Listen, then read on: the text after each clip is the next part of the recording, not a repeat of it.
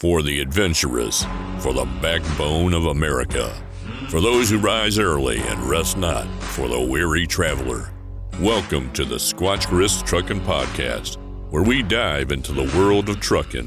Whether you're just starting or a seasoned vet, join us on this adventure. We're journeying into the heart of trucking, where legends are born and the asphalt stretches into the unknown. This is where bravery and freedom collide, where truckers aren't just truckers, but explorers of the vast, untamed highways. So strap in and buckle up, because you're about to get squatched. Hey guys, welcome back to another episode of the Squatch Chris Trucking Podcast. I'm your host, Dakota Kaufman, and today's episode we are talking about how to increase your profit margins. As a small carrier, big carrier, doesn't really matter. Everybody wants to make more profit and increase the profit margin. So today's episode, we're going to talk about some stuff that you can do to increase your profit margin for your trucking business. All right, well, let's just dive right in here. So we're going to go over some detailed strategies for being able to reduce some costs.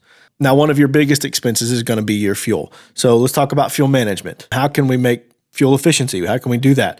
We can train drivers on fuel efficient driving techniques, such as maintaining steady speeds, using cruise control, and avoiding excessive idling, so stuff like that. Low resistance tires can also help save significant amounts of fuel over time. Another thing that you can do to reduce your fuel costs is to optimize your routing. So you can use advanced GPS tracking and routing software to find the most fuel-efficient routes and to avoid traffic-heavy areas. So according to the U.S. Department of Energy, idling a heavy truck consumes about 0.8 gallons of fuel per hour. Typically, a long-haul truck idles about 1,800 hours per year, using about 1,500 gallons of diesel. Auxiliary power units are a great alternative to this. They provide in-cab climate control and a power source for your appliances as well.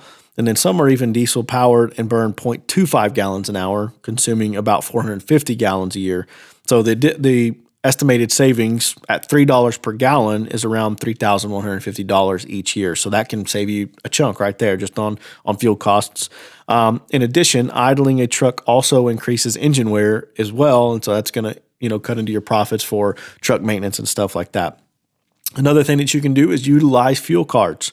There are several companies that offer fuel cards, whether it's a load board or, DAT, someplace like that, right? But get a fuel card that can give you discounts and other benefits at truck stops nationwide. When comparing the different fuel card programs, you want to consider the coverage, the savings, and benefits for your small or, your trucking company, whatever size it may be.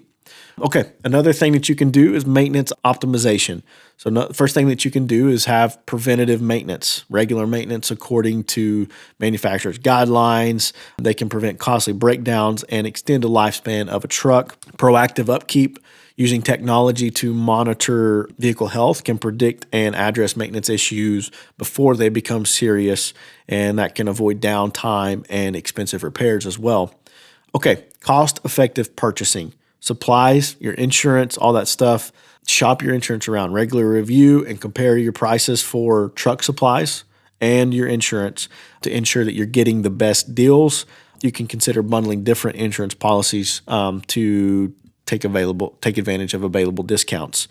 Membership benefits. Joining industry associations. There's different trucking associations that you can join that offer access to discounted rates on things, and so there's stuff that you can do in that way and in services, right?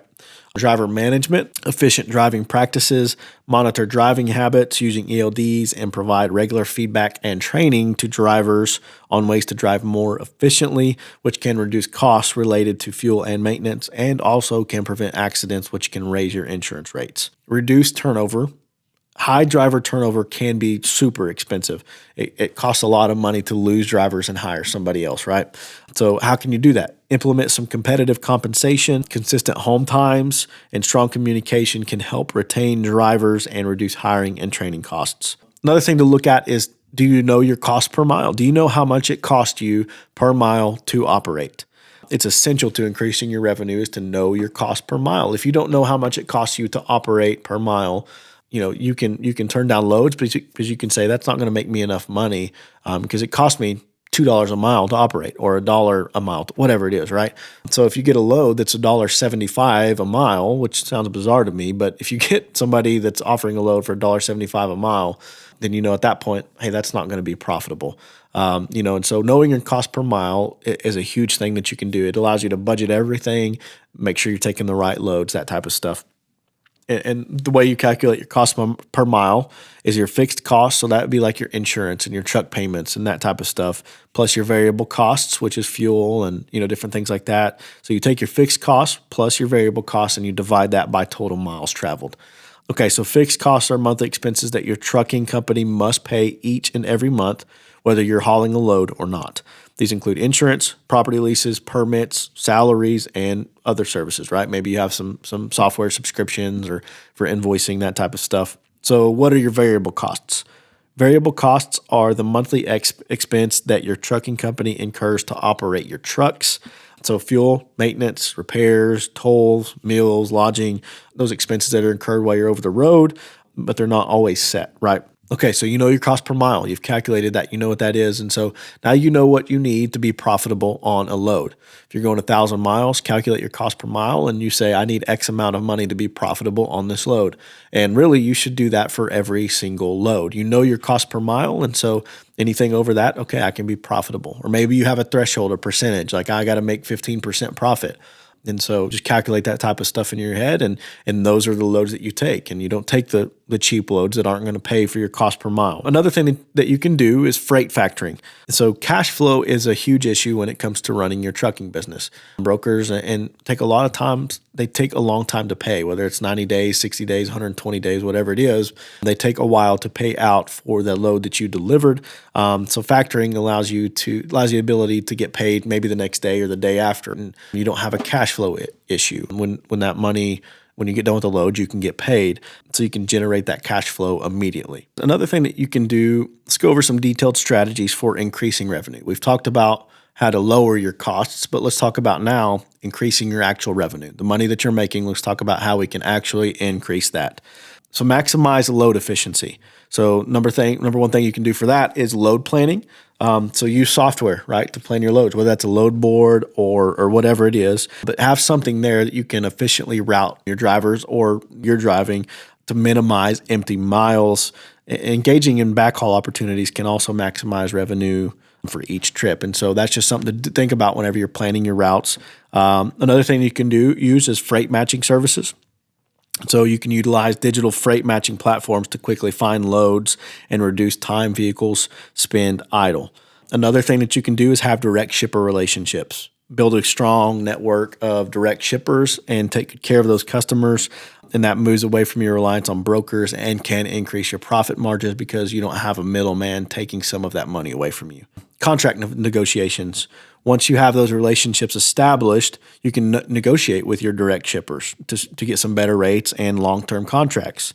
Another thing that you can do is service diversification. So you can specialize in a niche. Maybe it's hazmat or reefer goods or whatever it is, but a lot of those services command higher rates than just general freight. And so find you a niche that you can get into and make a little bit more per mile. Another thing that you can do is invest in your equipment. So buy diverse trailers and have, maybe a flatbed or a reefer, have just different types of trailers. That way you can handle a large variety of loads that you may find, and you don't have to worry about leasing a trailer that may incur additional costs that are more expensive than actually owning a trailer. Another thing that you need to do, or you can do, is strategic fleet expansion. Now you have to grow the right way and you have to expand the right way to scale your operations. So look at it. Look at the feasibility of expanding your fleet. More vehicles on the road can mean more revenue, but it's crucial to scale wisely based on demand and financial projections and what you can handle. And then at that point, continuously upgrade your fleet with newer technology, maybe a truck that gets better gas mileage, that type of stuff, trucks that get better fuel economy, less maintenance, and the ability to meet current environmental standards so you don't get tagged for fines and stuff like that. Telematics is also another cool way that you can leverage some technology to increase your profits, managing your fleet and making sure drivers are driving safely, that type of stuff. So increasing profit margins in the trucking industry involves a lot. It takes a lot to grow You have to optimize your operations and look at all your costs and see how you can scale that stuff. But embrace some technology, do some stuff like that to maybe be on the cutting edge and start kind of leading the pack in that way. And maybe right now you're just 1 or 2 units and you're thinking, I don't have a whole lot of money to invest in technology, and that's okay, but it can help you in the long run to acquire better talent if you have better technology and you streamline your operations, and you have a little bit of a leg up if you are a smaller carrier, because somebody may want to come drive for you because they don't have to deal with the corporate rigmarole, right? And so you have some advantages that way, but implement some technology, control the costs you can, like your insurance and stuff like that, save where you can, and then create cash flow where you can, whether that's with a factoring company or just saving money, but create cash flow. And when you have cash flow, then you can begin to scale and you can begin to grow in the right way. That's all I got for you today on this episode. We hope that this video can help you optimize your operations and help grow your trucking and increase your bottom line and profitability. But we'll catch you on the next episode, guys. We appreciate you for tuning in. Thank you for listening. See ya.